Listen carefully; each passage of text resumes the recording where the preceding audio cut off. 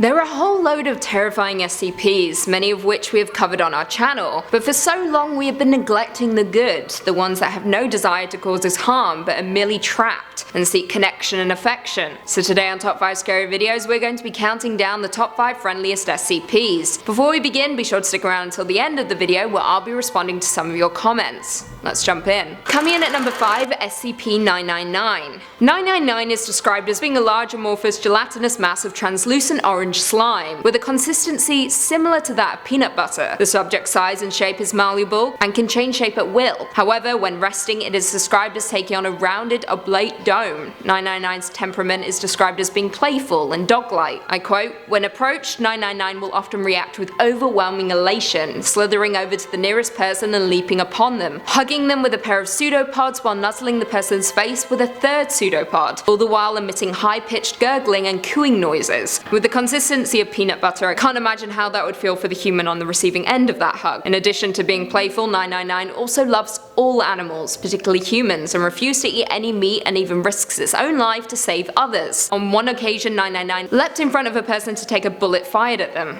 So sweet. Coming in at 4, SCP-2991. 2991 is described as being a striped multicolored scarf, and at the time of its recovery was noted as having a small section of its fringe missing. 2991 was initially discovered within a cardboard box labeled Scarf Box, containing scraps of yarn consistent with 2991. Based on experimentation, it's believed to possess some level of sapience as well as possessing a docile demeanor. Recently, 2991 has been observed communicating with researchers by rolling itself along its width to become thinner. Following that, it will form individual letters for the researchers to transcribe, with 2991 only responding to simple English speech, and becoming unresponsive when words involving more than 2 syllables are used. One exchange shows 2991 stating that it was made to be fun. Aww. In at 3, SCP-085. 085 is described as being the result of an experiment conducted between 067 and 914, creating a sentient black and white animated young woman named Cassandra. 085 prefers to be called Cassie, and she is completely sentient and more than aware of her 2D form and her limitations in a 3-dimensional world. She is capable of speech but opts to use sign language and writing in order to communicate with SCP personnel. Reports have previously stated that 085 is amicable and motivated. However, she is lonely. Not only that, but she has demonstrated the ability to transfer from one sheet to another as long as 2 pages are flushed together. At this present moment, 085 can only exist upon paper or canvas surfaces and cannot transfer onto photos, cardboard or glass. She is friendly and cooperative but as previously stated, incredibly lonely and suffers from depression. Personnel that come into contact with 085 are subject to searches and random psyche analysis upon entering or leaving the containment area. In at 2, SCP-131. 131 is just downright adorable.